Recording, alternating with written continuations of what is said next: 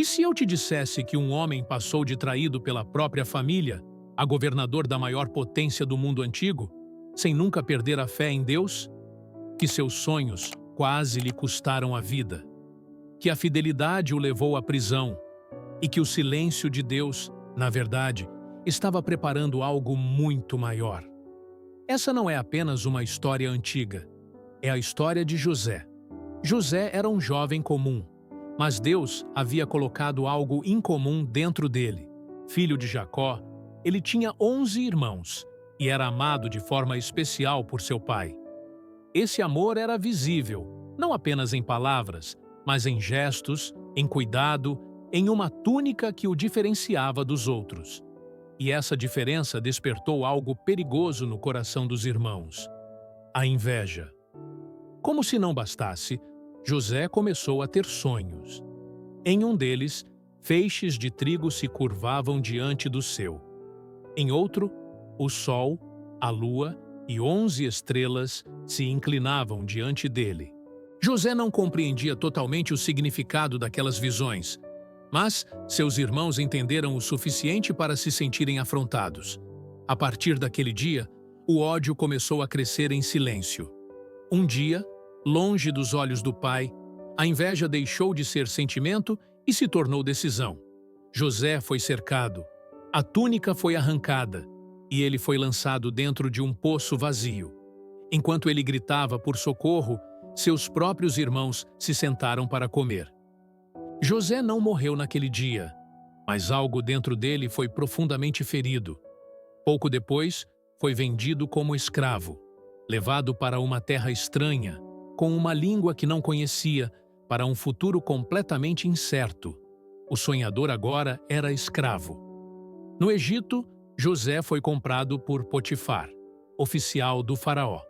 E com o passar do tempo, algo se tornou evidente. Deus estava com ele. Tudo o que José fazia prosperava.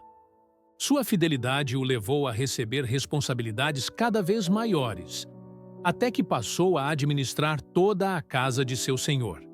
Mas a fidelidade também tem um preço. A esposa de Potifar passou a observá-lo e tentou seduzi-lo. José recusou. Ele sabia que ceder não seria apenas trair seu senhor, mas pecar contra Deus. Mesmo diante da insistência, escolheu permanecer fiel. Até que, em um momento de injustiça, foi acusado de um crime que não cometeu. O resultado foi a prisão. Ali, José perdeu a liberdade, mas não perdeu a presença de Deus. Mesmo no cárcere, o Senhor lhe concedeu favor.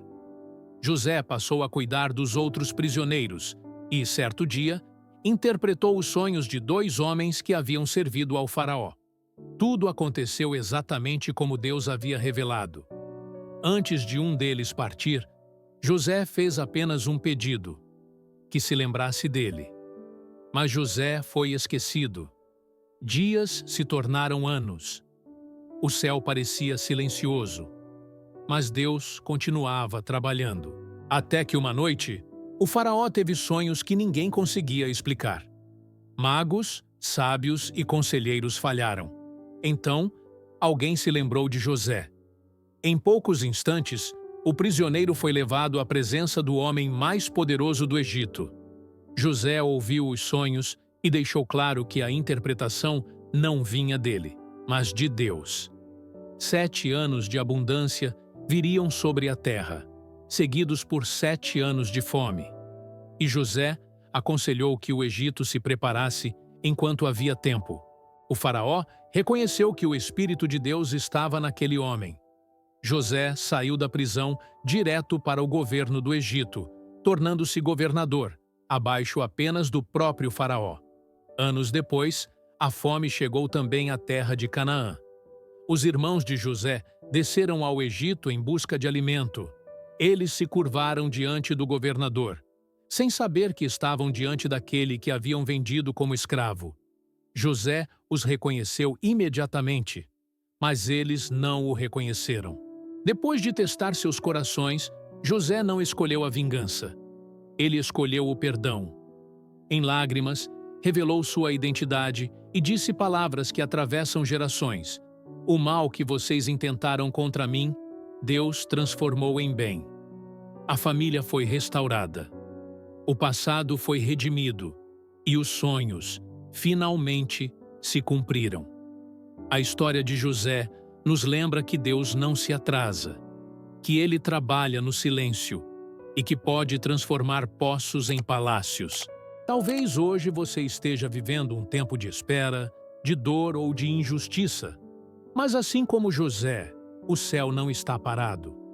Deus continua escrevendo a história.